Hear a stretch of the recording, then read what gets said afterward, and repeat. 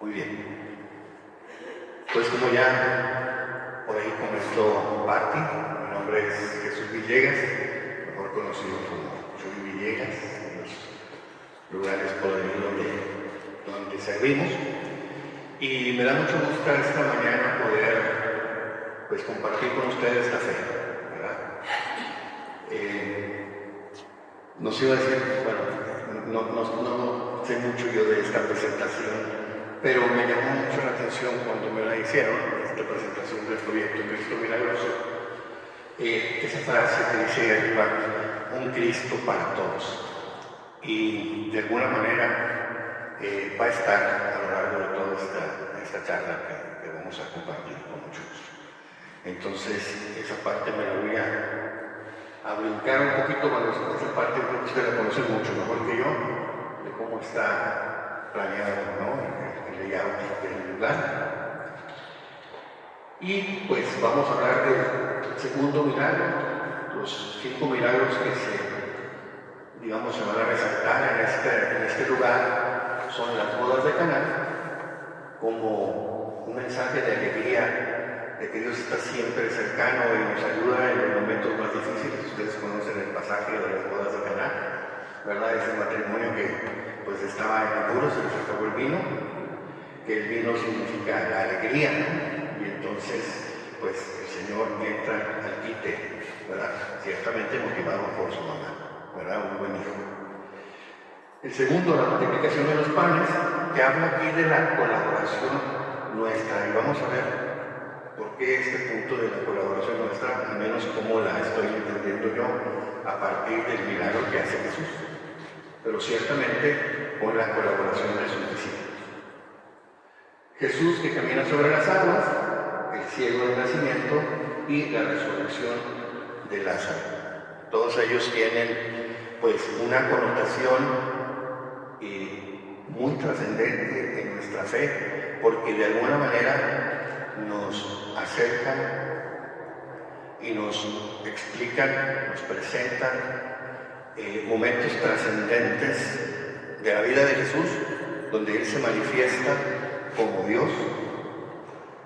Ciertamente, ante todo el pueblo ya se manifestaba como hombre, pero aquí Él nos muestra su poder para que nosotros sepamos, o así que a ciencia cierta, que podemos confiar plenamente en el amor que Dios nos tiene, porque incluso tomó nuestra condición para solidarizarse con nosotros y salvarnos.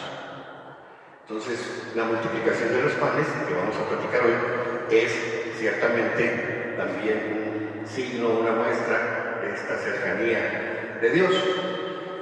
Y lo titulé así, un breve estudio, porque quisiera, junto con ustedes, pues darle una repasada a lo que son los relatos de la multiplicación de los panes. Este es un relato, o este es un suceso, que lo presentan los 4 evangelios canónicos, ¿verdad? Es decir, los que están en nuestras Biblias: Mateo, Marcos, Lucas y San Juan. Pero cada uno de ellos pues resalta de pronto algunas cosas que quisiera yo analizar con ustedes. Entonces vamos a empezar por el relato según San Mateo. ¿Alguien me quiere ayudar a leer?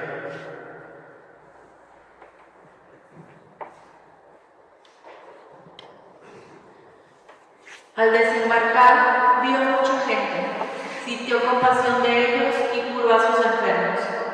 Al atardecer se le acercaron los discípulos diciendo: el lugar está deshabitado y la hora ya pasada. Despide pues a la gente para que vayan a los pueblos y se compren comida. Mas Jesús les dijo: no tienen por qué marcharse, dadles vosotros de comer. Dícenle ellos: no tenemos aquí más que 5 panes y 2 peces. Él dijo: traédmelos acá. Y ordenó a la gente reclinarse sobre la hierba. Tomó luego los 5 panes y los 2 peces, y levantando los ojos al cielo, pronunció la bendición y, partiéndolos, dio los panes a los discípulos, y los discípulos a la gente. Comieron todos y se saciaron, y recogieron de los trozos sobrantes 12 canastos llenos. Y los que habían comido eran unos 5,000 hombres, sin contar mujeres y niños. Palabra del Señor. Muchas gracias. Vamos a ver ahora el relato según San Marcos. Y voy a pedir otra vez que alguien me ayude a leer.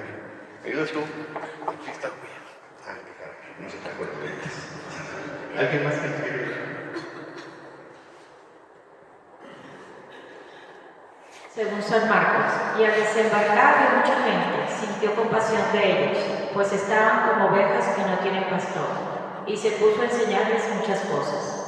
Era ya una hora muy avanzada cuando se le acercaron sus discípulos y le dijeron: el lugar está deshabitado y ya es hora avanzada. Despídelos para que se vayan a las aldeas y pueblos del contorno a comprarse de comer. Él les contestó: dadles vosotros de comer. Ellos le dicen: ¿vamos nosotros a comprar 200 denarios de pan para darles de comer? Él les dice: ¿cuántos panes tenéis? Id a ver. Después de haberse cerciorado, le dicen: 5 y 2 peces. Entonces les mandó que se acomodaran todos por grupos sobre la verde hierba, y se acomodaron por grupos de 100 y de 50. Y tomando los 5 panes y los 2 peces, y levantando los ojos al cielo, pronunció la bendición, partió los panes y los iba dando a los discípulos para que se los fueran sirviendo. También repartió entre todos los 2 peces.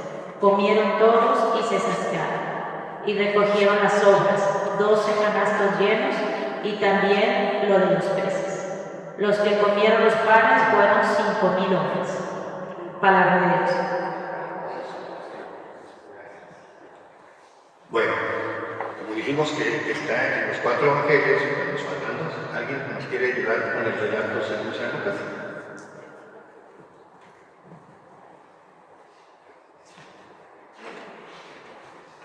Cuando los apóstoles regresaron, le contaron cuanto habían hecho, y él, tomándolos consigo, se retiró aparte hacia una ciudad llamada Betsaida. Pero la gente se puso y le siguieron.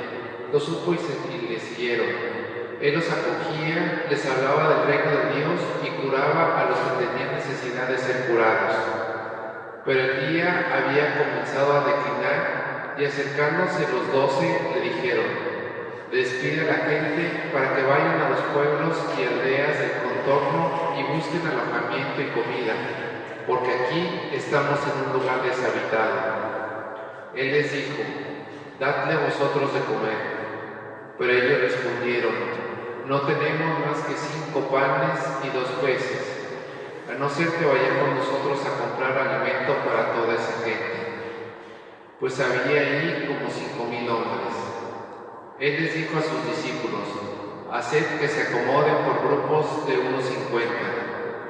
Lo hicieron así y acomodaron a todos. Tomó entonces los 5 panes y los 2 peces, y levantando los ojos al cielo, pronunció sobre ellos la bendición, los partió y los iba dando a los discípulos para que los fueran sirviendo a la gente. Comieron todos hasta saciarse. Se recogieron los trozos que habían sobrado, 12 canastos. Palabra de Dios. Te alabamos, Señor. Gracias. Y por último, el relato de San Juan. ¿Alguien nos quiere apoyar?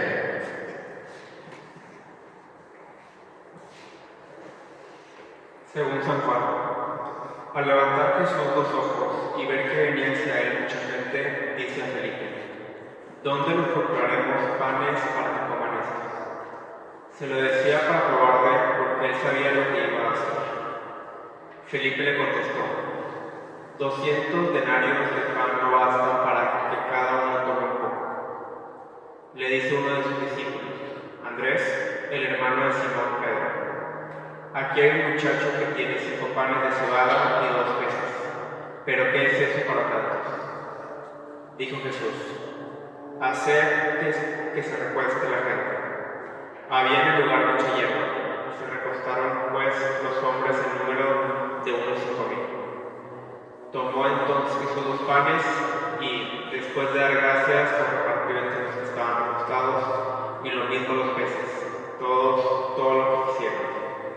Cuando se saciaron, dice a sus discípulos: recoged 2 trozos sobrantes pergaminados en tierra.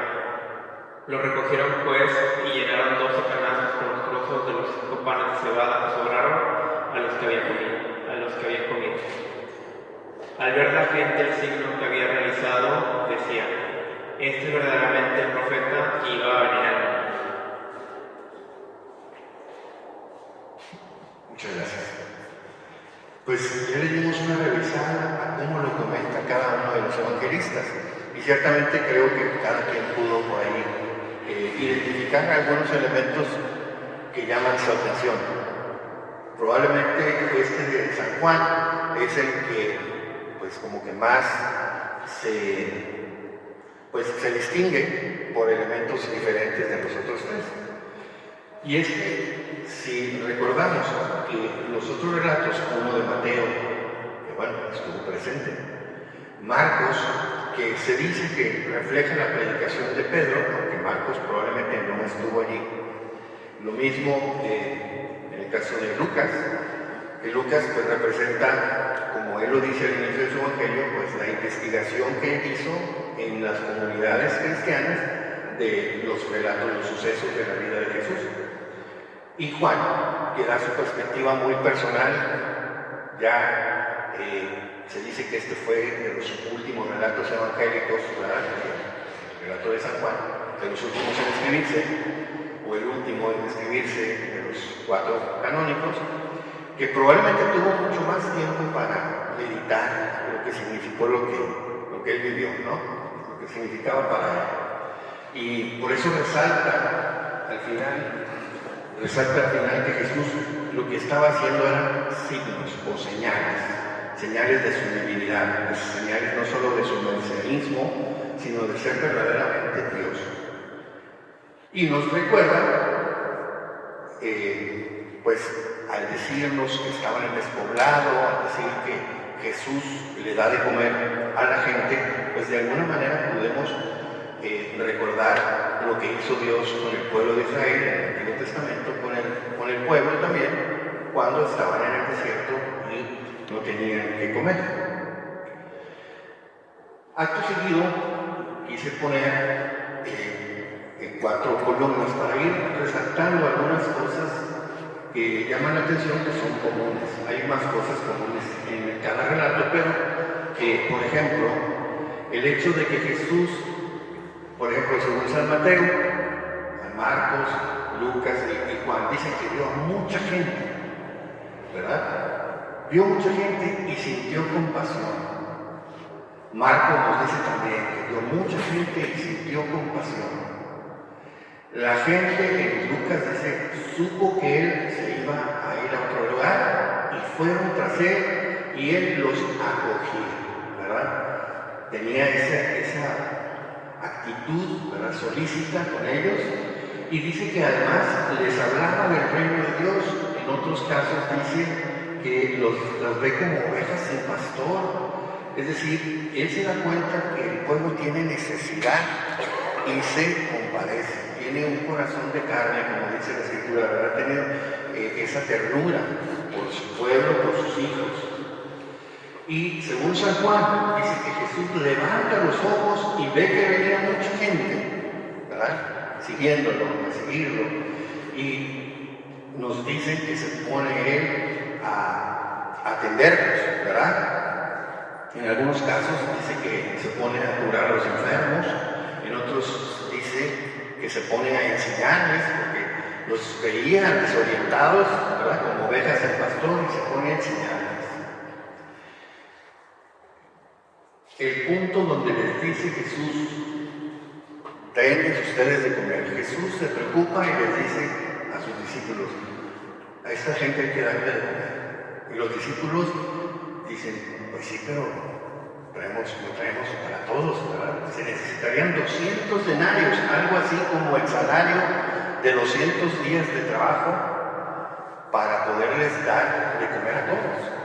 Y dicen, para que alcancen al menos un pedazo cada quien. Pero Jesús nos dice, denles ustedes de comer. En el caso de en Mateo, que ya nos lo presenta, dice, no tenemos más que 5 panes y 2 peces. San Juan dice que andaban saludando con sombrero ajeno, porque los panes y los peces eran de un muchacho, ¿verdad? Pero luego dice, no, aquí traemos tanto. Bueno, alguien se acordó de que los traían por ahí, y Juan dice, no era de nosotros, ni siquiera nosotros traíamos nada. Un chavito que iba pasando por ahí y se acomedió con nosotros. Y levantando los ojos al cielo, pronunció la bendición.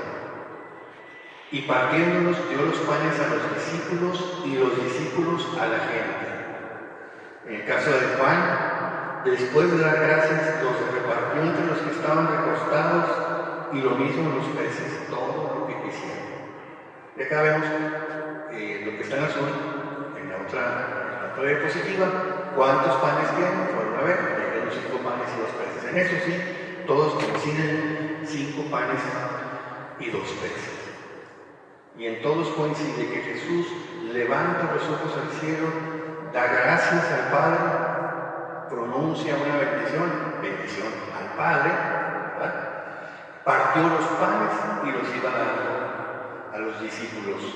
Es decir, Jesús hace la multiplicación, pero no lo reparte directamente, pone a los discípulos.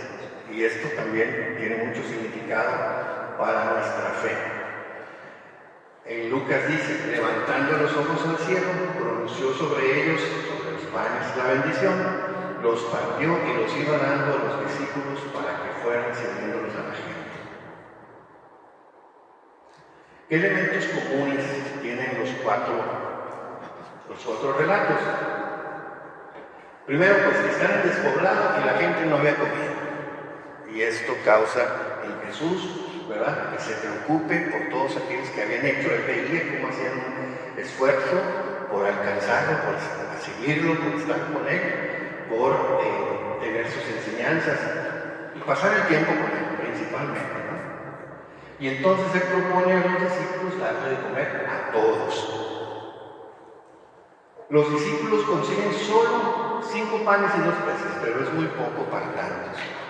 Todos los relatos mencionan, creo que solo Juan es el último que no, pero todos hablan de los 5,000 hombres, sin contar mujeres y niños. Y sabemos que en las cosas religiosas, las mujeres siempre son más, ¿verdad? Entonces, si eran 5,000 hombres, pues venimos otras 5,000 mujeres, y con los niños ahí, con los huercos, pues, aquella multitud puede haber sido fácil unas 10,000 más personas.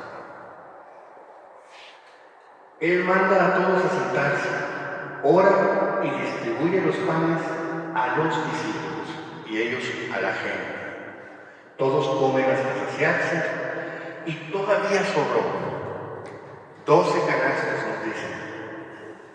Hay en los evangelios una segunda multiplicación de los panes, en otro momento, donde también Jesús da de comer a la gente y también sobra y se recogen, dice, 7 canastas. El 12 y el 7 ustedes saben que son números que en la Biblia tienen mucho significado. El 12, pues que tiene esta connotación del pueblo de Dios, ¿no? Las 12 tribus de Israel, los 12 apóstoles, ¿verdad?, que son, digamos, la semilla con la que Jesús inicia el nuevo pueblo de Dios, ¿verdad? Que nos dice San Pablo, ¿verdad? Filipenses 3:3 dice, nosotros somos el nuevo Israel, ¿verdad? O sea, la iglesia de Cristo es ese pueblo al que el Señor le dará el reino, ¿verdad?, para que dé sus frutos a su tiempo. Y ciertamente que los ha dado, ¿no? Pero nos dice que sobraron 12 canastas, es decir, para todos. Suficiente para todos. Y eso me resuena, el Cristo para todos. Él viene a darse a todos. Ciertamente y lastimosamente, no todos lo aceptarán, pero Él viene para todos. Entonces, vamos a ver un poquito el contexto. Según Mateo, ¿qué pasó antes? Según Mateo, Jesús se entera de la muerte del Bautista y decide irse a un lugar solitario, y entonces lo sigue la gente y pasa lo de la multiplicación de los panes, ¿verdad? Después de eso, según Mateo, lo que hace es que sus discípulos se adelanten a la mar, él se queda despidiendo a la gente, y entonces después de varias horas, Jesús despide a la gente, se va a orar él solo y decide, ya entrada la noche, alcanzar a los discípulos caminando sobre las aguas.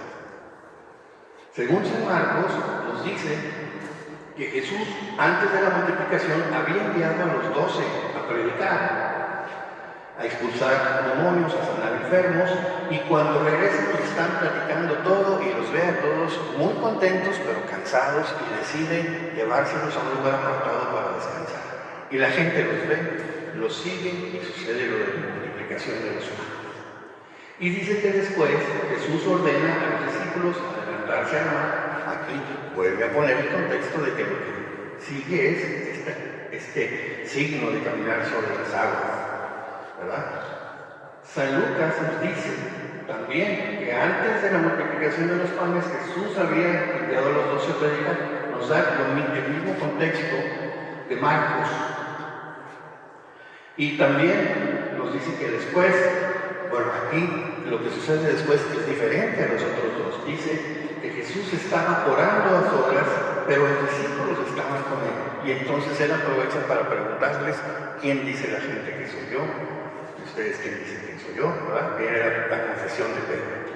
Sucede otra cosa después.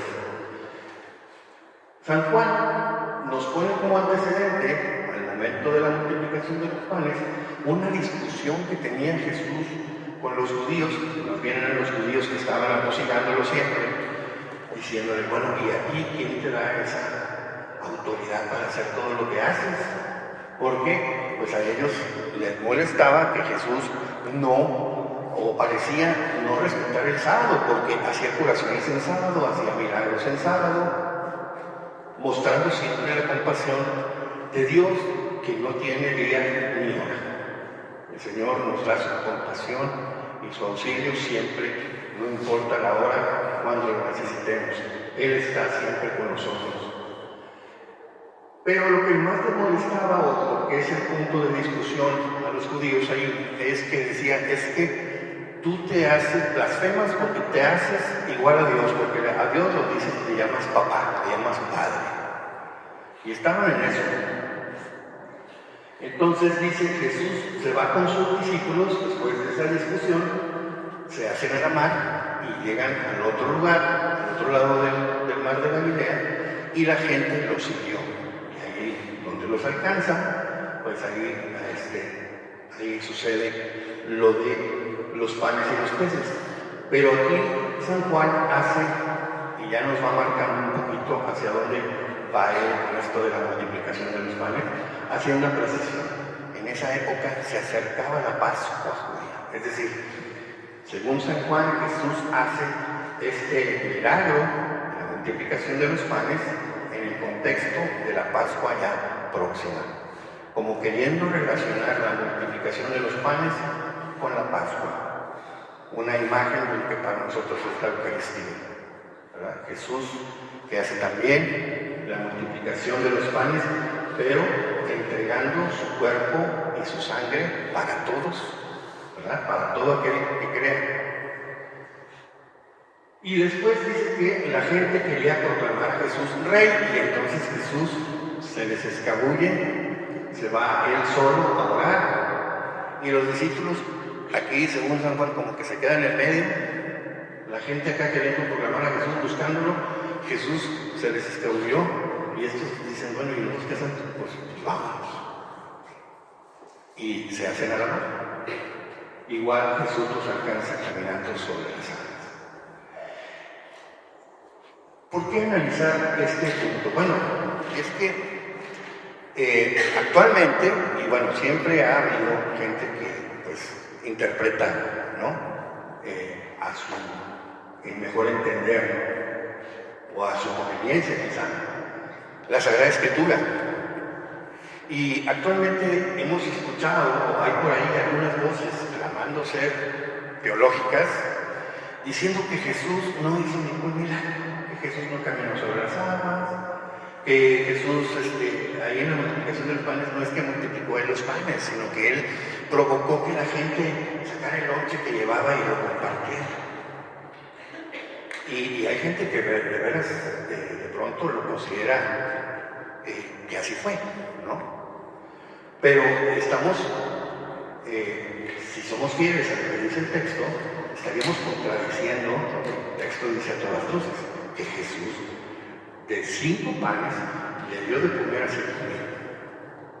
Y eso implica la multiplicación de los panes y los peces.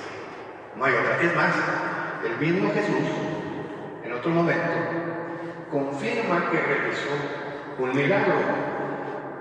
Marcos, más adelante, en el capítulo 16, versículos 5 al 12, perdón, en el capítulo 8, y tiene su paralelo en Mateo 16, 5 al 12. Dice, se habían olvidado de tomar panes y no llevaban consigo en la barca más que un pan. Y él les hacía esta advertencia, abran los ojos y guárdense de la levadura de los fariseos y de la levadura de Herodes. Y ellos hablaban entre sí que no tenían panes. Dándose cuenta, Jesús les dice, ¿por qué están hablando de que no tienen panes? ¿Aún no comprenden ni entienden? ¿O es que tienen la mente embotada? Teniendo ojos no ven y teniendo oídos no oyen, porque Jesús ya estaba así, ¿verdad? Hoy no están entendiendo. Dice, ¿no se acuerdan que de cuando repartí los 5 panes para 5,000? O sea, Jesús mismo lo está diciendo. Oye, hice eso. ¿Sí? De 5 le di a 5,000. ¿Cuántos canastos llenos recogieron de trozos? 12, le dice. Y cuando partí los 7 entre los 4,000, ¿cuántas espuertas llenas de trozos recogieron? Le dicen, 7. Y él continuó, y todavía no entienden. No estoy hablando de panes, estoy hablando de la enseñanza de los fariseos, y a eso se refiere con la levadura. Porque se acuerdan que Jesús dice, el reino de Dios se parece a una mujer que toma un poquito de levadura, lo mete en la masa y la masa esponja. Así va a crecer el reino. Con la enseñanza de unos pocos, el reino va a crecer grandemente. Pues aquí hace también esta comparación con las enseñanzas o el estilo de vida de los fariseos y de Herodes. Cuídense de esos ejemplos. Ahora bien, ¿cómo o qué nos comentan algunos de los cristianos, digamos, de la antigüedad, que también vivieron esto y en ningún momento pues nos van a decir que Jesús no hizo un milagro? Vamos a ver qué pensaban. Por ejemplo, San Ignacio de Antioquía en el siglo II inmediatamente lo relaciona con la Eucaristía, y es el primero incluso en llamar o usar la palabra Eucaristía, porque se acuerdan ustedes que Jesús hizo el gesto de bendecir, dar gracias al Padre por el alimento, y entonces se refiere al Santísimo Sacramento en su carta a los de Esmirna, se refiere a la fracción del pan como la Eucaristía, por este gesto de Jesús de dar gracias. San Ignacio utiliza terminología coánica para enseñar sobre la Eucaristía, porque la llama la carne de Cristo, don de Dios, la medicina de la inmortalidad. Y es que Jesús, se acordarán ustedes, después de este relato de la multiplicación de los panes en el capítulo 6, va a hablar de este discurso del pan de vida. No fue Moisés el que les dio pan al pueblo, el pan del cielo. Es mi Padre el que les da el pan del cielo. Yo soy el pan, ¿verdad? Y el pan que les voy a dar es mi carne. Por eso dice que usa términos de San Juan. La llama la carne de Cristo. San Juan Crisóstomo del siglo IV le dice, esto es lo que opera Jesús. Él los lleva al desierto a fin de que no puedan dudar del milagro. O sea, parece que alguien no había dudado del milagro antes. Y aquí San Juan Crisóstomo hace esta aclaración o hace esta observación. Es que se los llevó al desierto para que no puedan dudar del milagro. Que ninguno pueda creer que se había traído la comida de alguna aldea vecina o que alguien sacó un lonche que traía por ahí. Nomás había un muchacho con 5 panes y 2 peces. Pero aun cuando esté desierto el lugar, sin embargo, está presente el que alimenta al mundo. Nos dice San Juan Crisóstomo. San Jerónimo dice, Él incita a los apóstoles, meditando sobre estos textos, incita a los apóstoles a que partan el pan a fin de hacer más patente a aquellos que atestiguaban que no tenían que comer la grandeza del milagro. Lo siguen llamando milagros, ¿verdad? Es decir, para los discípulos, para no dedicarme mucho a esto, porque sí traigo varias ahí, San Ambrosio, San Cirilo, todos hablan de un milagro, que Jesús multiplicó los panes. Es decir, la iglesia siempre ha creído esto, aunque nunca han faltado los que quieren ponerlo de alguna manera en duda. ¿Qué nos dice el catecismo? El catecismo dice los milagros de la multiplicación de los panes, cuando el Señor dijo la bendición, partió y distribuyó los panes por medio de sus discípulos para alimentar a la multitud, prefiguran la sobreabundancia de este único pan, de su Eucaristía. Es decir, el catecismo también relaciona la multiplicación de los panes con la Eucaristía, que es el sacramento de nuestra fe, ¿verdad? Nos dicen los sacerdotes cuando terminan, se hace esta aclamación. Este es el sacramento de nuestra fe, es el corazón de nuestra fe, porque según los milagros eucarísticos, lo que estamos comiendo es el Sagrado Corazón de Jesús. Por eso es el sacramento de nuestra fe, es el corazón de la iglesia, de donde nos nutrimos, ¿verdad? El signo del agua convertido en vino en Caná, también recuerda este milagro que ya se comentó aquí, anuncia la hora de la glorificación de Jesús, es decir, comienza Jesús a manifestarse como Dios. Manifiesta el cumplimiento del banquete de las bodas en el reino del Padre, donde los fieles beberán el vino nuevo convertido en la sangre de Cristo. Entonces, este milagro de la multiplicación de los panes es esta demostración de este Cristo para todos que viene a ser nuestra plenitud, a ser presente el amor, la misericordia de Dios, y que no nos quede duda del milagro. Pero ¿cómo es que, dice San Juan Crisóstomo, creo, cómo es que se asegura Jesús que no les quede duda del milagro? Nos hace participar a los apóstoles en ese tomar los panes que Él bendice y empezarlos a repartir a la gente. Y van saliendo de las canastas o donde traían los panes para repartir los pedazos, van saliendo más y más y más. ¡Ah, chido! Si nomás eran 5 y a ellos les consta el milagro. ¿Qué necesitamos nosotros para que nos consten los milagros de Jesús? Acercarnos a colaborar. De lejos es muy fácil decir, es que los traía, los sacó de la chistera, no, es que, ¿verdad? Es un truco, no, es que, lo pidió por Amazon, diré ahora, ¿verdad? Y les llegó por ahí, ¿no? Y entonces, efectivamente, nos tiene que constar, nos dice la iglesia, nos tiene que constar el milagro de la Eucaristía. Este Cristo para todos. El Concilio Vaticano II nos dice en el decreto de Unitatis Redemptoratio, que es, digamos, marca pautas para buscar la unificación de todos los cristianos, nos dice que es precisamente la intención que tiene la Iglesia y cómo la Iglesia dice que tiene que darse esta unidad.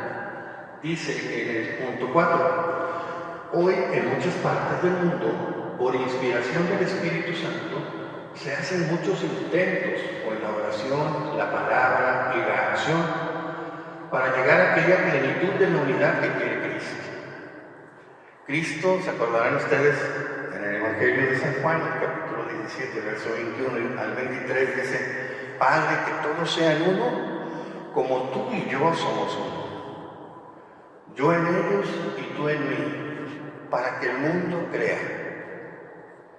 Es decir, si nosotros queremos llevar el mensaje de Jesús, Jesús nos está diciendo con esta oración al Padre que Él quiere que seamos unidos, que estemos unidos. pero no es una unión espiritual, etérea, sino una unidad visible, porque es para que el mundo crea. Entonces, si el mundo cree a los cristianos divididos, al mundo le cuesta creer, ¿verdad? ¿Qué dicen que decía Gandhi? Yo creo en Jesús, pero no en los cristianos, porque son un desastre, ¿verdad? Este sacrosanto concilio exhorta a todos los fieles católicos a que, reconociendo los signos de los tiempos, cooperen diligentemente en esta empresa ecuménica. Nos invita a participar. Tenemos que participar. ¿Cómo? Dice, por movimiento ecuménico se entiende el conjunto de actividades y de empresas que, conforme a las distintas necesidades de la Iglesia y a las circunstancias de los tiempos, se suscitan y se ordenan para favorecer la unidad de los cristianos. Tales son, en primer lugar, todos los intentos de eliminar palabras, juicios y actos que no sean conformes según justicia y verdad.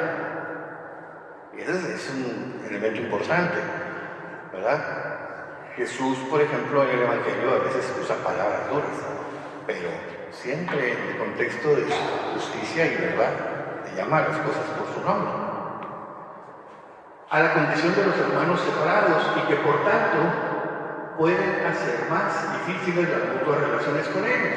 Es decir, pues tratar de evitar las ofensas y tal, pero hay que decir las cosas como son. El diálogo entablado entre peritos y técnicos en reuniones de cristianos de las diversas iglesias o comunidades que son celebradas en el espíritu religioso. En este diálogo, cada uno expone por su parte con toda profundidad la doctrina de su comunión, es decir, de su congregación, de su grupo, presentando claramente los caracteres de la misma. Y después, todos adquieren un conocimiento más auténtico y un aprecio más justo de la doctrina y de la vida de cada comunión. Finalmente, todos, y esta es la parte medular, todos examinan su fidelidad a la voluntad de Cristo, a la voluntad de la unidad, con relación a la Iglesia, y como es debido, emprenden animosos la obra de renovación de esta unidad.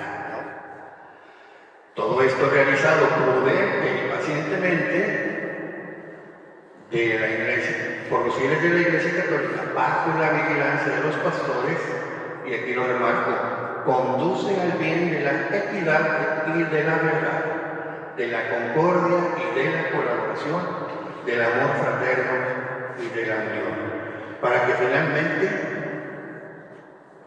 dice, todos los cristianos se congreguen en una única celebración de la Eucaristía.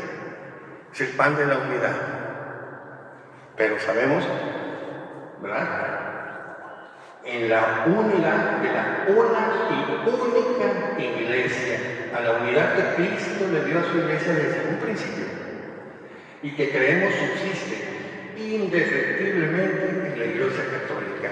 ¿Qué estamos diciendo de fondo? Que además no solamente son hermanos separados, sino que son esperados a que regresen, porque la única manera de tener una verdadera unidad es participando con toda fe, con toda verdad, con toda conciencia, juntos en la única Eucaristía, el único pan que nos une, como dice Efesios 4, un solo Señor, una sola fe, un solo Espíritu, una sola Iglesia.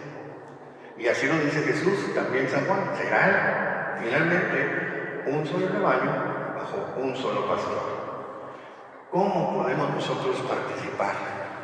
Ya lo dice ahí el documento, tenemos que ser capaces de dialogar. Lamentablemente, a mí que me ha tocado participar en misiones, la instrucción que regularmente recibimos es, si tú topas con un protestante, sácale la vuelta a la cruz. Si llegas a una casa de protestantes, mejor sacan la vuelta. Y es que no estamos preparados para dialogar. Es lo más cómodo, no prepararse. Pero aquí el Concilio Vaticano II, hace ya más de 50 años, nos está diciendo, prepárense, aprendan a dialogar. Como dice San Pedro, estén preparados para dar razón de su fe a cualquiera que se las pida. Hay que saber la razón de nuestra fe. Es parte de esa búsqueda de la unidad y es parte de ese participar de un solo pan, de una misma Eucaristía, ¿verdad? Así es como repartimos también los panes. Uno de los comentarios que por ahí me brinqué de los cristianos, doctores de la iglesia, obispos importantes de la historia de la iglesia, dice: Jesús reparte el pan a sus discípulos, queriéndoles decir que ellos van a tener que repartir también el pan, ¿verdad? Los sacerdotes, la iglesia de los consagrados, que nos confecciona el pan de Cristo por la gracia que han recibido en la imposición de las manos, de poder ellos invocar al Espíritu Santo y hacer presente el cuerpo y la sangre de Cristo para alimentarnos a todos. Dirá San Pablo, ciertamente a todos los que se acerquen dignamente. Y bueno, ahí también tenemos que prepararnos para entender qué es eso de recibir dignamente, ¿verdad? Hay algunos que dicen: no, es que la iglesia no le quiere dar de comer a esos y a aquellos. Bueno, no es que no le quiera dar, es que San Pablo dice que el que come indignamente está comiendo su perdición, su propia condenación. No es que la iglesia quiera prohibirle comulgar a alguien, más bien está aplicando misericordia. No te acerques, o sea, te quieres acercar a agarrar el cable de 20.000 voltios sin estar protegido con la gracia, te vas a dar un toquezón, ¿verdad? Que a lo mejor no le cuentas. Es doctrina bíblica, es enseñanza de Jesús y los apóstoles, ¿verdad? Entonces, lo que está diciendo aquí la multiplicación de los panes es que Cristo quiere darse a todos y es su deseo expreso que la iglesia haga esa chamba de volver a unir a todos los hijos. Esa es la chamba de la iglesia, ¿verdad? Entonces, es lo que la multiplicación de los panes me dice a mí a lo largo de este breve estudio y que quise compartir con ustedes. Y ciertamente, este proyecto de Cristo para Todos, por lo que me decía Pati, pues hay también cómo el Señor ha hecho milagros para confirmar su presencia en este proyecto y hay gente que ha dado su testimonio, ¿verdad? Ustedes los conocen mejor que yo. Y pues bueno, básicamente esto es lo que yo quería compartirles y agradeciéndoles mucho que me hayan puesto atención y espero haberles aportado algo para su reflexión y su fe. Gracias.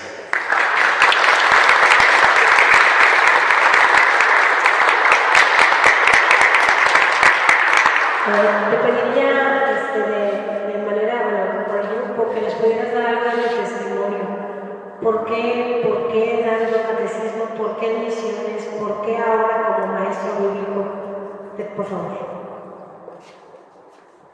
Gracias. La verdad es que bueno, se siente uno un poco incómodo hablando de uno mismo, pero muy temprano, en mi juventud, por ahí a los 15, 16, digo, alguien dirá: no, pues todos los que están en el seminario a esa hora, a esa edad más o menos recibieron el llamado. Bueno,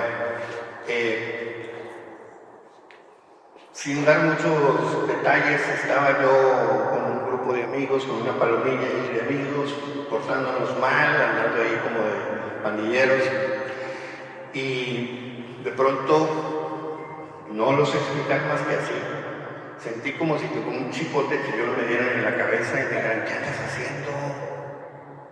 ¿Qué andas haciendo? Tus papás creen que te estás divirtiendo sanamente con tus cuates y tú aquí metiéndote a casas abandonadas.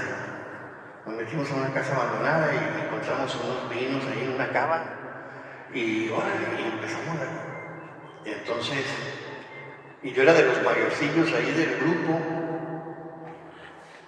y me dio un golpe de conciencia y a partir de ahí eran unas vacaciones pasaba yo de secundaria a la prepa. Y pues a la siguiente vez que fue a misa, porque mis papás siempre nos llevaron a misa, empecé a cuestionarme y empecé, Señor, bueno, si de veras existes, pues yo quiero, o si de veras hay algo entre tú y yo, ¿verdad? Pues yo quiero conocerte más y voy a tratar de aprovechar todas las oportunidades. Y entonces, entrando a la prepa lasallista, pues había muchas invitaciones del Club La Salle, que era un club de meditación de los Salmos, y luego ir a misiones a la Sierra de Durango, pues todo lo que sonara aventura yo quería, ¿verdad? Y en la primera misión a la que fui, allá en marzo del 83, ya llovió, nos topamos con un testigo de Jehová allá en medio de la sierra, que nos cuestionó y nos barrió, y a mí en lo personal me hizo saber que yo no sabía nada, que yo no era capaz de dar razón de mi fe, mucho menos con la Sagrada Escritura. Y se convirtió para mí pues ahora sí que en un llamado, ¿verdad? Y a lo largo, ya regresando de todo esto, traté de involucrarme más, pero no había grupos de jóvenes católicos de 16 años que estudiaran la Escritura. Entonces, ¿con quién creen que me topé? Pues con los hermanitos separados, efectivamente, ¿verdad? Y un vecino mío que era pues, una extracción pentecostal, ya que hay muchas marcas ahí, ¿no? Muchas denominaciones. Y le invitó a un grupo donde se juntaban de varias denominaciones, jóvenes que estudiaban ya en la facultad. Y bueno, siempre iba yo con ese espíritu crítico de decir, bueno, eso dicen estos partes, pero ¿qué dice la iglesia? ¿Y cómo voy a saber lo que dice la iglesia? Y entonces Dios puso en mi camino a una persona, un hermano, que bueno, me abrió las puertas a todo lo que es la documentación de la iglesia. Fue y me llevó a una librería católica, de San Pablo, y cuando yo llegué vi todo así, un muro así de Sagrada Escritura, y a tratar de escoger qué leer, ¿no? Y entonces fui de manera un tanto cuanto autodidacta, porque cuando me acerqué a mi párroco me batió. ¿Qué? Jóvenes, leyendo la Biblia, sácate de aquí, protestante. Bueno, entonces fue un caminar. Ahora sí que por el agotamiento, participando en los grupos juveniles, pero yo por mi parte llevaba mi preparación bíblica, ¿verdad? Hasta que después de algunos años él me dijo, oye, bueno, y si tanto has estudiado y tal, ¿por qué no entras a la escuela bíblica? Digo, si no, ¿a ti cómo te patrocina? ¿Quién eres tú para andar comentando la Biblia? Dije, bueno, pues a lo mejor sí, necesita uno tener un aval, porque somos iglesia y tenemos que caminar con la iglesia. Y entonces, bueno, pues entré, hice los 4 años básicos de Biblia y tal, y me enrolé en compartir como maestro. Estoy resumiendo muchos años en muy breve momento. Entonces, por eso fue, ¿verdad? En este sentido, en este llamado, sentirme, y una vez que vas a tu primera misión, yo me siento misionero. En lo que pueda yo hacer, tengo que colaborar. Y entonces lo primero que hice, antes de entrar a otros grupos, digamos, juveniles, me enrolé en dar catecismo. Pero a mí me gustaba dar el catecismo para los perseverantes, es decir, cuando ya empezabas a leer los evangelios, ¿no? Entonces, pues fue lo que estuve ahí algunos años dando clase de catecismo a ese nivel. Pero pues bueno, ya conocen ustedes cómo es ese tipo de cosas, pero los muchachillos lo que más quieren es jugar, corretear y tal. Entonces aguantaban un ratito de leer un poquito del Nuevo Testamento que se les daba, y el resto pues era jugar. Pero bueno, pues esa es la realidad que tenemos. Finalmente, algo que entendí es que la fe no es para que te la enseñen en la escuela, y no es para que te la enseñe el catequista, tus papás, tu familia. Entonces, bueno, lo que a mí me enseñaron mis papás es a ir a misa, a creer en Dios, porque ni el rosario se rezaba en mi casa, ¿verdad? Tampoco en la escuela católica rezaban el rosario, es decir, nunca nos invitaron a rezar el rosario. Fue algo que yo descubrí después. Pero es ir conociendo nuestra fe, ¿verdad? Ir entendiendo por qué el rosario, por qué las peregrinaciones, por qué los matratines, porque si quieres dar fe, si quieres dar razón de tu fe, te tienes que preparar. Y entonces, digamos que lo que más pudiera yo resaltar como algo, como un don o como un talento que Dios me dio, pues tanto el amor por la escritura como por la música, ¿verdad?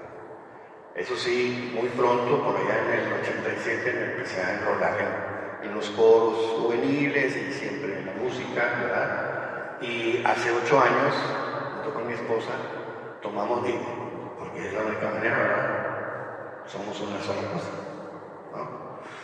Entonces, yo le dije al Señor, lo que ella me diga es tu voz, porque para mí, ella es tu voz, para mi vida, ¿no? Y le propuse que quería yo dedicarme a cantar litúrgicamente, a dedicarme a servir en las parroquias cantando en misas. Y estoy actualmente, desde hace 8 años, en 3 parroquias aquí del sur, donde pues cantamos misa de 8, de 9, de 11 y de 7 de la tarde, de lunes a viernes. Y los fines de semana también, bueno, ahorita a las 7 de la mañana y 8:30 en San Juan Bosco, y de ahí nos venimos para acá, ¿no? Mi esposa lamentablemente no pudo venir porque soy un señor haciendo cosas aquí en la casa de remodelación y así, y total. Pero ciertamente no fue, ha sido un camino de aprender a confiar en el Señor, porque obviamente ustedes saben que de esto no se vive, ¿verdad? Sobradamente.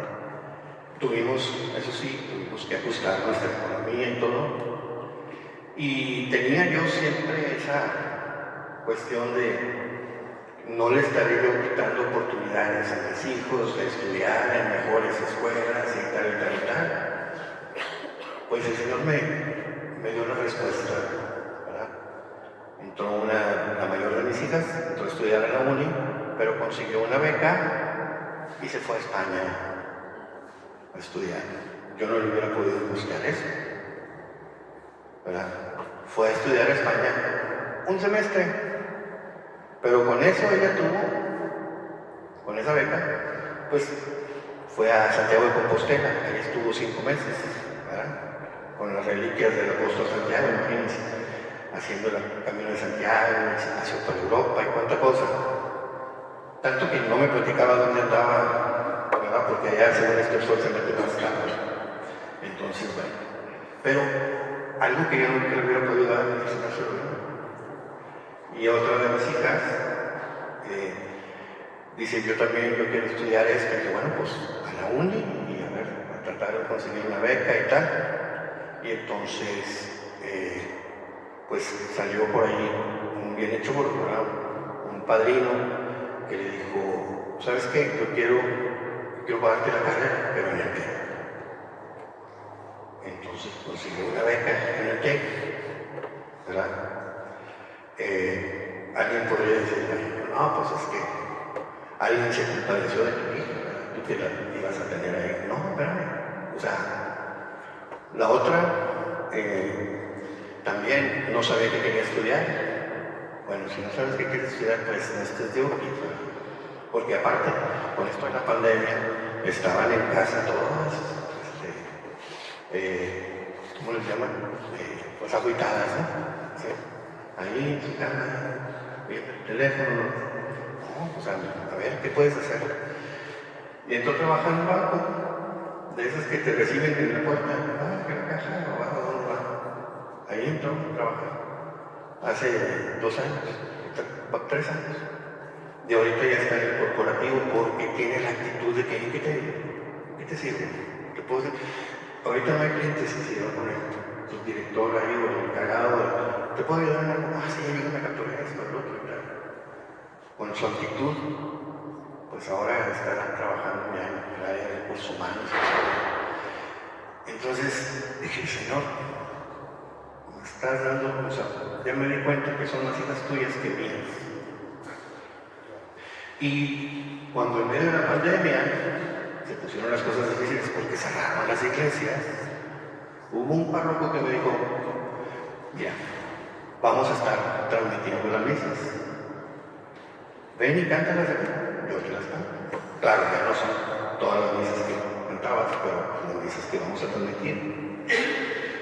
Y luego pues empezamos a buscar qué otras cosas hacer y bueno, vender barbacoa a domicilio, empezamos una temporada ahí, mucha gente que nos apoyó con eso, pero también gente que de pronto me topaba yo y me conocían de las misas y alguna señora ya mayor y me dice, oye, fíjate que qué bueno que me lo encuentro, hace mucho que pues, no lo veo ahí en la misa, y digo, no, pues ya ve que está cerrado. No, sí, pero fíjese que yo recibo una atención que no me la acabo, aquí le traigo esto. Nunca nos faltó nada. Y en el grupo de Vivir en Cristo, del padre Ernesto Caro, que son más de 2000 matrimonios, nos pusieron en una lista, y ahí había mucha gente que pudiera en un momento dado necesitar apoyo y nos llegaba una despensa al mes. El caso es que nunca nos faltó nada. Cuando yo decía, bueno, pues vamos a hacer otra cosa, ahora me estás diciendo que busque por otro lado, aquí ya se cerró el agua, se cerró la llave. Y cuando iba a cambiar de rumbo, llegaba una abuela, llegaba una, síguele. Entonces, ha sido un aprender a confiar. Yo no sé, y seguramente en tu vida, ¿verdad? Con toda la experiencia que veo yo aquí, pues cada uno podrá decir cómo el Señor los ha acompañado y les ha mostrado y ha llegado en el momento oportuno, ¿verdad? Cuando ya parecía que se nos cerraba el mundo.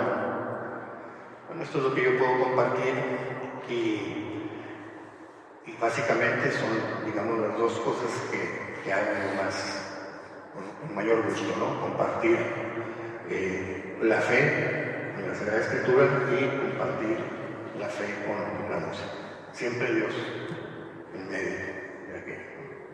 Entonces, pues, ese es el porqué, ¿no? O sea, hacer un poquito aquí, luego se acabó la época del catecismo, también, ¿verdad? No se trata de que te quedes dando catecismo toda la vida, de que lleguen otros nuevos, ¿no? De que lleguen otros maestros, de que lleguen otros jóvenes, etc. Entonces, es la razón del camino que llevan.